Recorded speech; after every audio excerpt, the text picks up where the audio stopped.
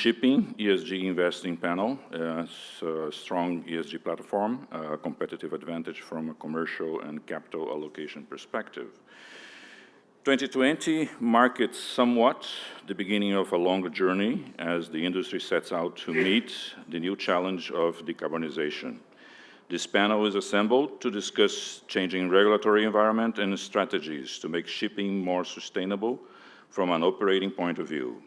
Environmental, social, and governance issues are an increasingly relevant topic for the industry's stakeholders, and the importance of adapting to new realities will also be viewed in the context of how this may impact commercial opportunities and access to capital, as heard on earlier sessions today. The panel today is consisting of Mr. George Wells, Global Head of Asset Structuring, Cargill Ocean Transportation, Mr. Michael Parker, Chairman Global Shipping Logistics and Offshore, Citi, Mr. Evan Ulick, Head of Ocean Industries North America, DNB, and Mr. Stamatis Tsantanis, President and CEO of Synergy Maritime Holdings. So welcome. I'd like to start with you, George. Just last week, Cargill, Maersk Tankers, and Mitsubishi announced collaboration agreements to bring cost-effective global greenhouse gases reductions to shipping. Can you elaborate on this partnership and how the group plans to achieve this mission, please? Yeah, certainly. Thank you, Sergio. I'm very excited by the partnership. It's three big, sort of important players in the maritime space, coming from very different areas of maritime. So we're a dry bulk charterer. We don't own any ships, but we charter in 600 plus ships at any one time.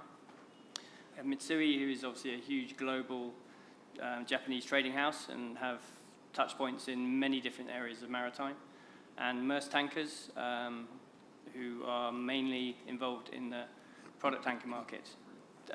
They, in particular, have a long experience of working hard to improve the performance of their vessels with energy-saving devices in the digital space as well. They, for example, have put Flettner rotors on an LR as a full working prototype. So they bring a lot of experience into this. The purpose of the collaboration is to really prove there is a business case for putting on energy-saving devices and improving the overall performance of existing ships on the water. It's going to be a three-stage project is the idea. The first stage is really proof of concept, where we'll be looking to install packages of solutions on board ships that we actually control. So in Cargill's, for Cargill, it will be ships that we have on long-term charter. We will pay for the installations, for the upgrades, and then share the looking at how the performance improves. Maersk and Mitsui will be doing the same. The idea is to share the information, share the improvement in performance, to learn, to build a sort of data book, if you like, to show that these things work, and to prove the business case. And part of that will be working with owners, because, as I say, we don't own, so we have to work with owners to encourage them to make these changes and to share the data and become a lot more transparent than they are today. Stage two, then, if it works, would be a more formal joint venture company offering a full service to anybody that wanted it. So if you came with a ship, we'd audit the ship, we'd suggest a package for installation, look at what savings that could make, and potentially even look at financing it. So that would be a full service offering, is the stage two. And stage three would then be to reinvest in the profits that come out from this collaboration into investigating more forward future technologies to further improve the performance of ships on the water today. Interesting. Thank you very much. Switching to you, Michael, it's prudent with this topic that we touch base on Poseidon principles, especially with the two of the architects and founding members present on the panel.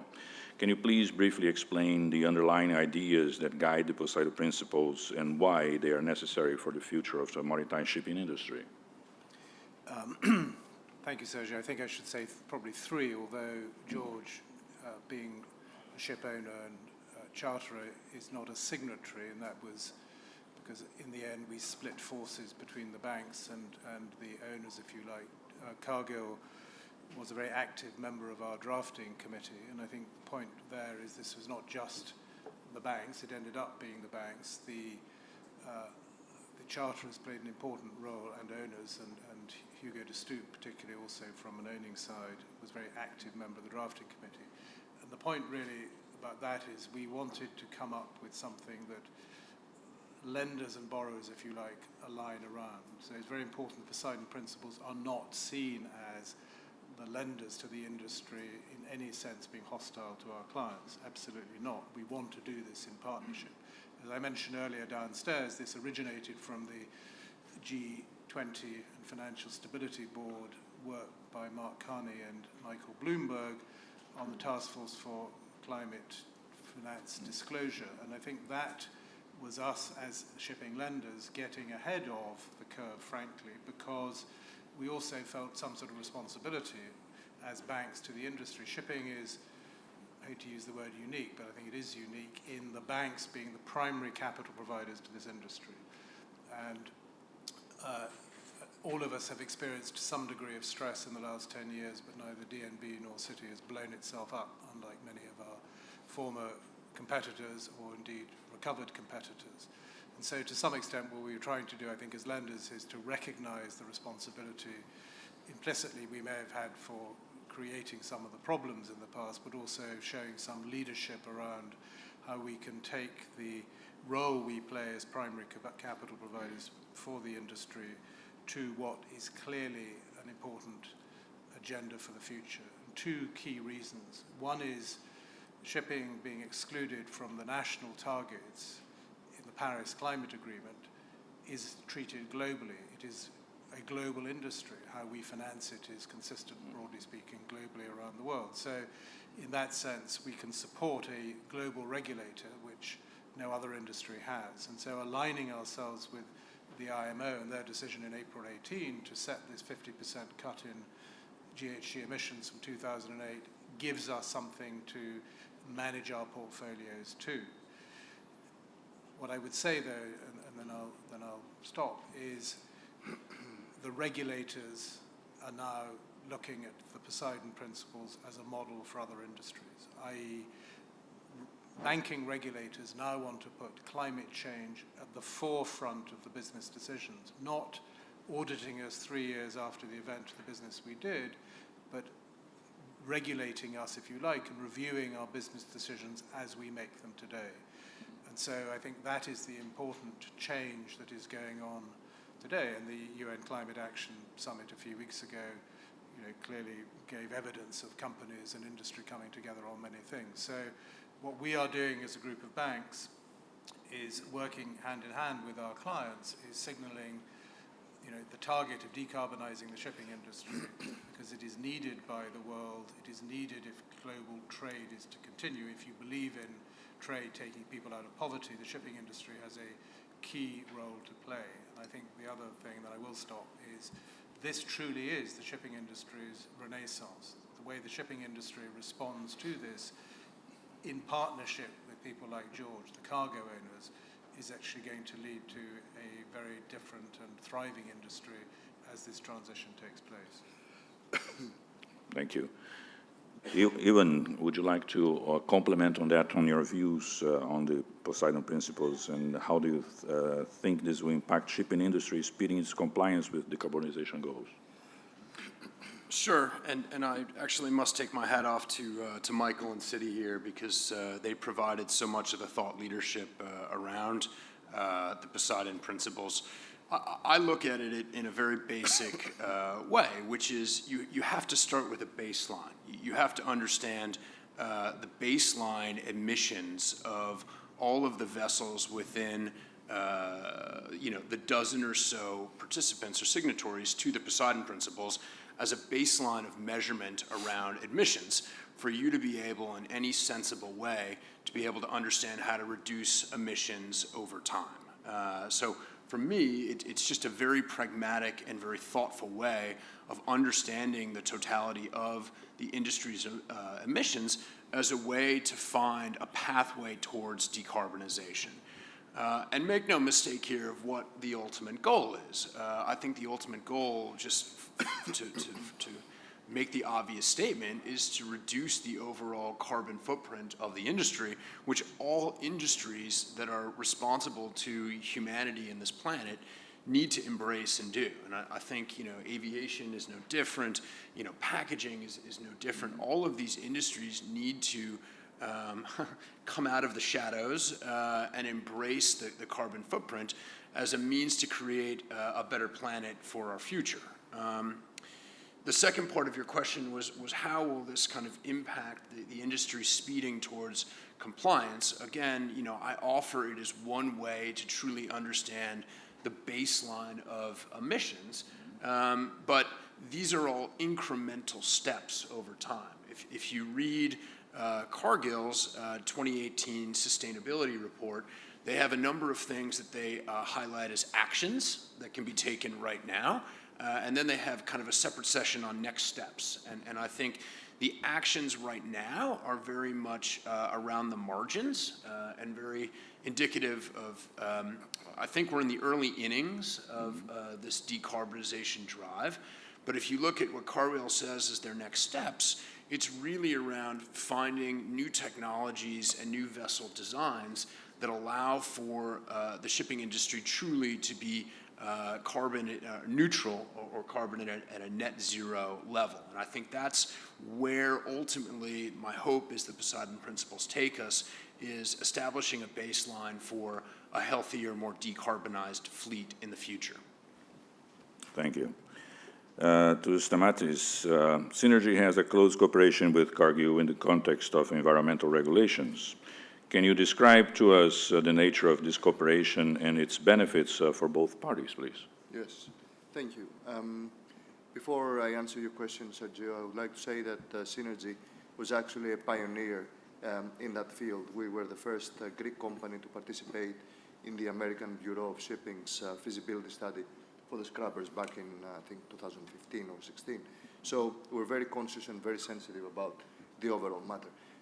It's one of the points that we unfortunately don't over-advertise, but we have been extremely practical about it. So what we have actually done with Cargill, and while everybody's waiting for the new ship of tomorrow, which we don't know what kind of shape and size and what kind of, hybrid fuel or whatever that is going to burn, we really believe that the Cargill's initiative to improve the existing fleet's efficiency in the water is like one of the most important things for the industry right now.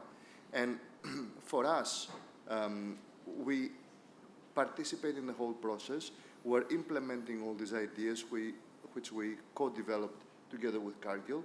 And I think that now that the ship is finally going to be delivered, our first ship is finally going to be delivered in the next few days in China, after we have installed the majority of all these energy-saving devices. I think it's going to be a first great step that needs to be followed by other owners as well. But the initiative of Cargill has to be expanded altogether in many more industrial carriers and traders altogether. Because as far as the overall picture is concerned, Cargill is a pioneer. They're very sensitive, they're very conscious about it. But I don't really feel that the majority of the charters, especially on the dry bulk, are so sensitive in the way of implementing this actual plan into the existing fleet. For example, we have actually gone to a number of our existing clients and we have offered, pretty much similar ideas like the ones that we're doing with Cargill, and basically we have seen no response. So I don't know what's it going to take to push these parties that are actually going to be co-funding and cooperating and doing all these partnerships in order for them to become socially and environmentally responsible. Because they say they are, they put out all these environmental reports and sustainability reports, but at the same time, when you really discuss about implementation and putting things down and designing, what kind of improvements you do on the existing ships, there's no response. And if I may say, 70% of 70% of the global Capesize fleet is actually built between 2008 and 2012. So these are the kind of ships that need to be environmentally improved. And yes, Cargill is a great pioneer in the whole matter, and I wish we can do more, deals with them in the future. But I think that this needs to be done all over the industry. It's very important. Yeah, agreed. Back to you, George. Very important factor in green shipping is the relationship between charter and ship owner. Can you please describe how you see it working and what are its benefits? Yes, sure. This, for me, is one of the most important reasons why more is not being done today. Firm believer that the solutions exist to improve ships, easily between 5 and 10% in terms of efficiency, whether you're looking at hardware, so simple things like mirror ducts, LED lights, other variable control fans and pumps, simple things, better quality paint. And on the digital space as well. So we heard a presentation earlier about improving vessel performance and monitoring vessel performance and voyage optimization. There's a lot that can be done today, but it's just not been done. And I think the main reason for that is the current relationship between owner and charter is very defensive. The charter party itself is about guaranteed speed and consumption. It's about defending yourself or defending yourself against claims or for the ability to make claims. It's not a collaborative relationship today, and that's what needs to be changed, particularly when you start looking at, in the realm of digital, where you need a lot more transparency. You need data to be shared from the vessel to the owner and to the charterer. So the charterer, who at the end of the day buys the fuel, I mean, cargo, our fuel bill's enormous. It's $2 to $2.5 billion a year of fuel. So if we can save a small percentage of that, that's huge. And obviously that has the benefit of also reducing greenhouse gases. So yeah, we need that transparency so we can better get away from this defensive relation and make it more collaborative. So we can work with the owner to get the best performance we can from the ship. So that's looking at how the ship's performing, looking for underperformance, whether it's maybe proactive hull cleaning, proactive propeller cleaning, making better use of weather information to route the vessel in a way that makes better use of ocean currents, for example, or making sure we're running the engine at its most optimum RPM. There's so much that can be done, but we are not having those conversations with owners today. Very simple one. When a vessel goes into dry dock, we're never asked what we want a better quality paint or not. No one ever talks to us about that.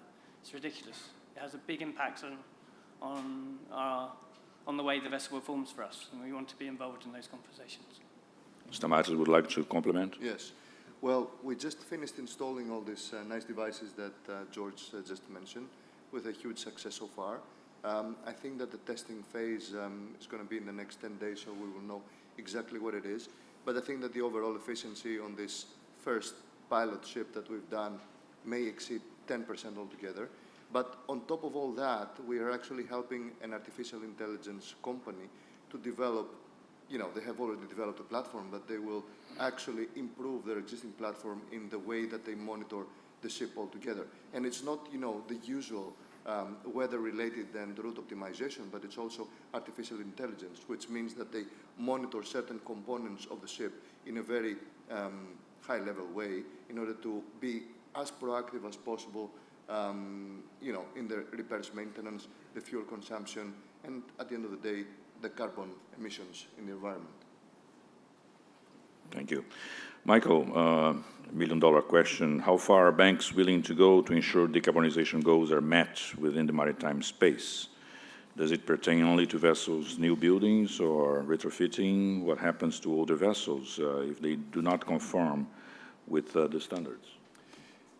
I think we'll go as far as it takes for two reasons. One is our regulators and our own shareholders will be requiring us to do so.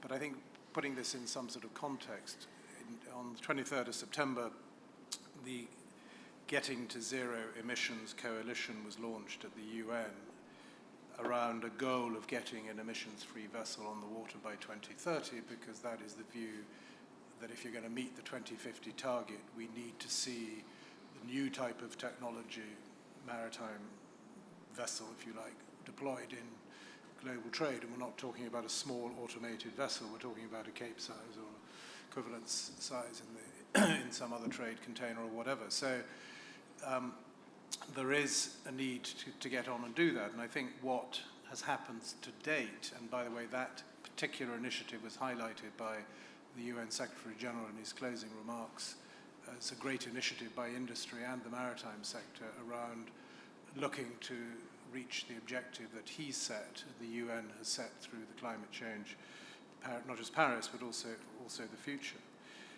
I think what now has to happen is a practical approach that everything, going back to Evan's point, this is about emissions, this is not about religion.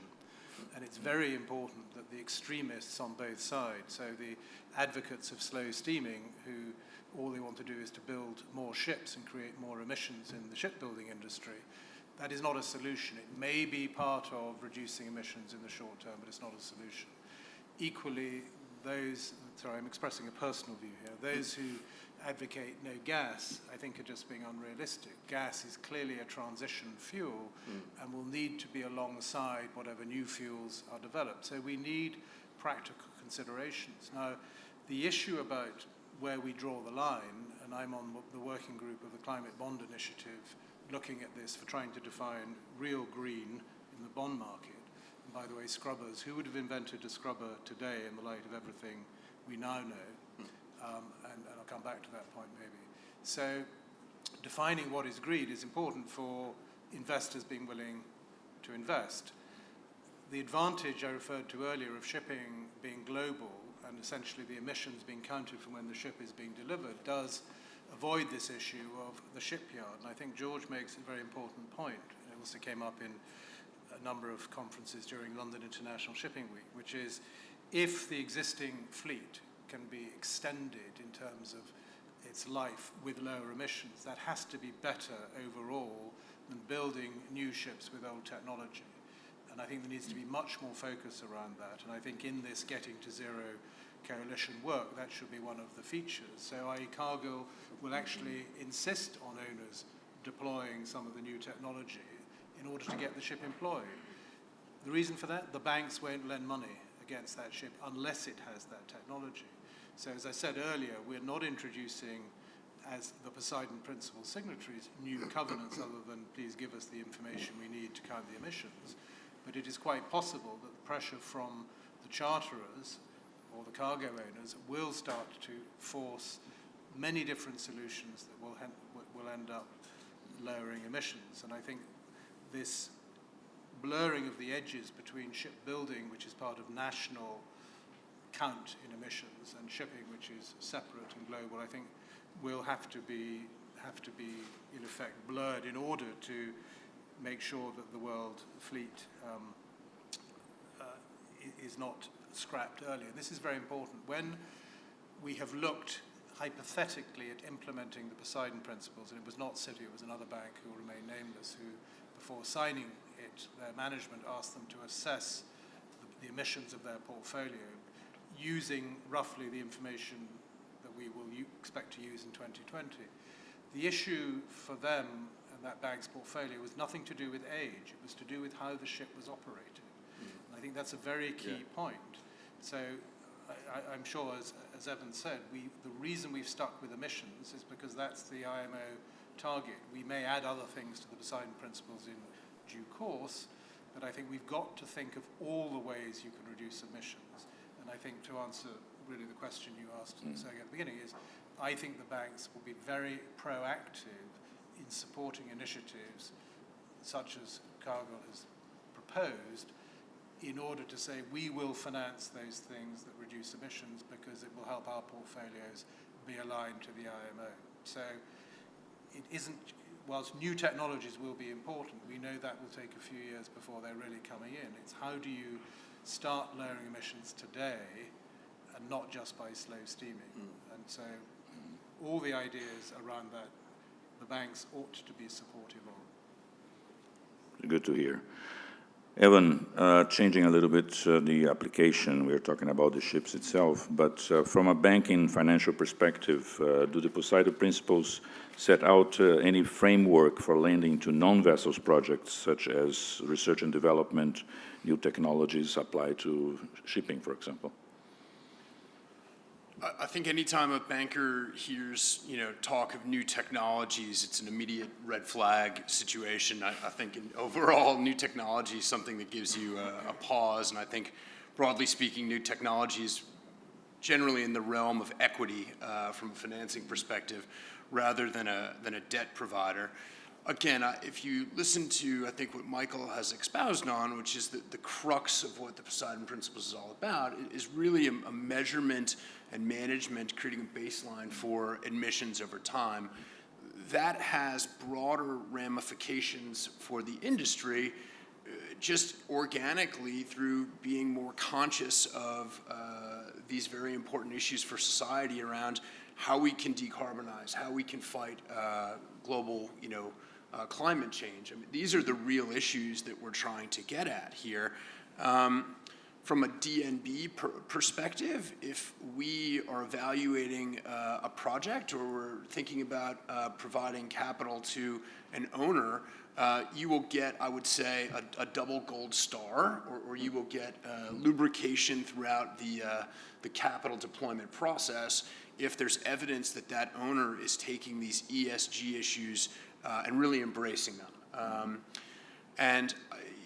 Without naming names, I mean, there's a number of these public and private leading companies out there that have really dug in and embraced these broader ESG issues. And I think that the Poseidon Principles are just conducive to the overall activation of society thinking about these matters.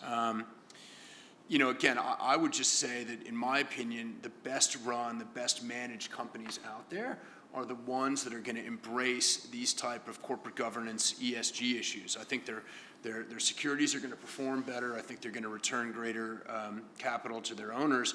And I think this is all part of looking at that through that prism. But broadly speaking, I think new technology and research and development should generally be funded by equity, but overall banks and senior debt providers should be supportive of this transition. Thank you. Stamatis, as CEO of a shipping company, what is your strategy and objectives in terms of achieving environmental compliance and specifically in terms of decarbonization? Well, it basically comes in two ways. The first is very vigorous technical management and maintenance on the ships. A very well-maintained ship, which is run and operating very efficiently on a day-to-day basis, consumes less fuel and emits less, carbon dioxide in the atmosphere. So that's number one priority for us. Number two is that we invest in various electronic equipment, like I mentioned before, that help us monitor the ship, not only in respect of the actual performance, but also in respect of the follow-up and the way that all the equipment on the ship is run up to the highest standard. So for us, it's extremely important to invest in technology.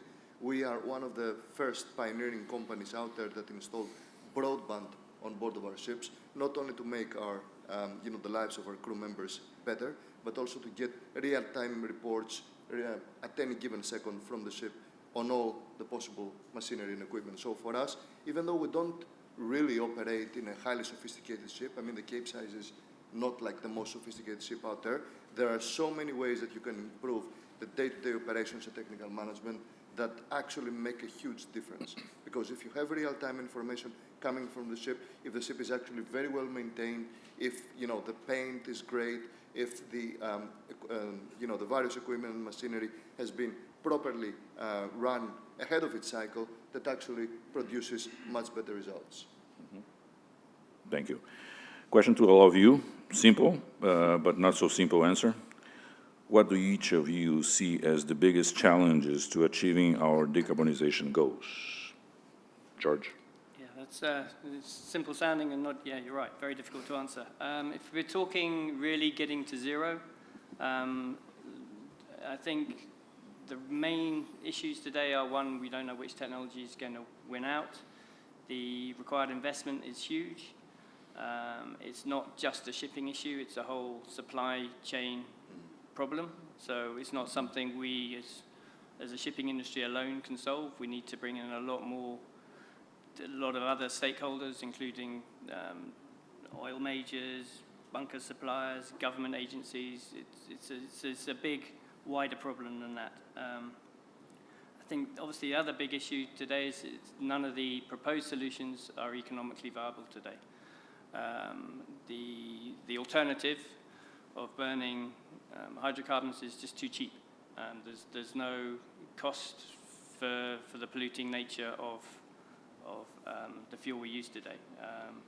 So something there has to change. It's slowly changing. There's pressures coming from consumers, and so that's impacting other areas of maritime quicker than, say, the area I'm involved in bulk. So in terms of cruise, in terms of containers, I think that pressure's coming sooner, and you see the results of that already. You see IKEA, for example, helping container lines do quite serious trials on biofuels. Those kind of more consumer-facing industries find it easier to pass on the cost, if you like, to the end consumer.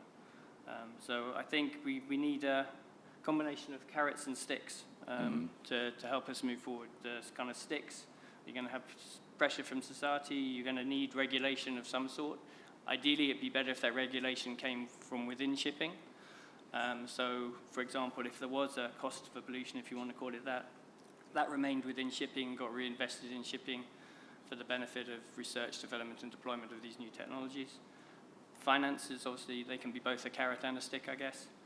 And then, ultimately, sort of, it needs to be driven by the customers of who we sell freight to. Thank you. Michael, your views? It's a big question, and I wouldn't disagree with anything George has said. I think if you sit in Europe, where we have had the last 2 weeks Extinction Rebellion trying to spray paint over our Majesty's Treasury, and Paralympians are gluing themselves to the top of aeroplanes at London City Airport, you sort of realise that this is at the forefront of society, particularly in Europe. I'm not saying it isn't here, but clearly the environment here is slightly different. And so I think governments will come under increasing pressure. So the Greta Thunberg generation will all have the vote within a few years, and they will exercise that vote. And so if you agree that climate change is the biggest challenge facing society as a whole, if you agree with that, then you're likely to see democratic consequences of that. So governments, I think, will have to respond. And one of the things that came out at a number of the UN meetings I attended was that industry is ready, and you hear it here, industry is ready to make the changes, but needs government to help support that. One of the things the Global Maritime Forum Summit is likely to talk about at the end of this month is, George referred to it without using the dreaded words, the carbon levy. Should shipping tax bunkers based on emissions if that money can be used to speed up the technological change? My personal view is yes, actually, the industry needs that money to help stimulate the R&D to achieve that. But I was listening to the panel on 2020. I mean, if Greta Thunberg knew what a scrubber was, do you imagine any charterer would get away with using one? In my personal opinion, when there is enough low sulfur fuel available, no scrubbers will get used, because George, Shell, Total, whoever it is chartering a ship, will say, I don't want you to use your scrubber. So again, as Kevin from Wärtsilä, I think, said, it's like Y2K. People will look back and they'll say, well, scrubbers was poor regulation on a weak industry. The industry response to this, which is what the Getting to Zero Coalition, as George said, is about everyone in the supply chain infrastructure saying we can deliver. And this is a key thing for shipping versus aviation. The technological solutions are available to shipping. It's not hypothesis, they're there, whether it is hydrogen, whether it is ammonia, whatever it is. It's a question of scaling and the whole infrastructure that goes with that. But you can't sort of go from where we are today to that sort of perfect solution. There's got to be this transition. Transition bonds, I think, is something you hear a lot about in the green bond space in the next few years, as actually the capital markets and banks help achieve that. So I think it starts from the premise, if 11 billion tons of ice melting in Greenland in one day in July doesn't make you sit up and think, then I think you should understand that a lot of people of a younger generation are going to make everyone think, and that is actually going to be what spurs us into action. And the great thing, as I said, for shipping is shipping can do this. If everyone involved with the maritime ecosystem makes it happen. I think aviation is a much more difficult challenge, because I suspect it's easier for regulators to tell us all to fly less or to make it much more expensive in order to reduce emissions from that industry. So it is about collaboration, and I think if everyone who has an interest pulls together, we will find the solution. Great insights, thank you. Evan, in few words, in your views, biggest challenges to achieve the goals? Very briefly, speed and capital. We're all making very good steps, moving in the right direction. I think there's been an awakening around these issues. It just has to move faster to reach the goals that are necessary to cool the planet. So speed, and then the second is capital. There's going to have to be a paradigm shift within the vessel technology and the total global shipping fleet. That's going to need to be changed out, and that's going to require a huge amount of capital to achieve that, and it's not going to come from the banks. I think they can be facilitators, but it's going to have to be certainly institutional, potentially governmental, but it's got to be a massive quantum of capital delivered, so speed and capital. Thank you. Mr. Mattis. Well, like the panel said many times, I think the word is collaboration. Charters and owners at the same time need to sit down. We know what needs to be done. We have proven solutions. We've done it with Cargill. So we can have immediate effects on the existing fleet.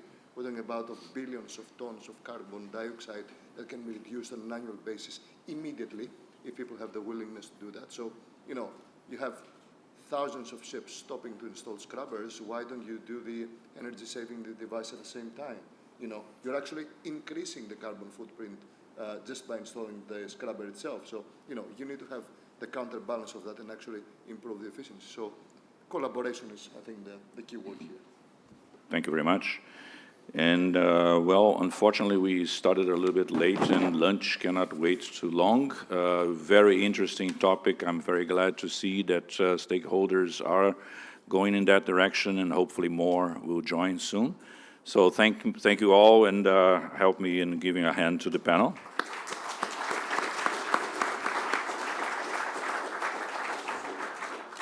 Announcement. Thank you. And I think we should give a hand to the moderator as well.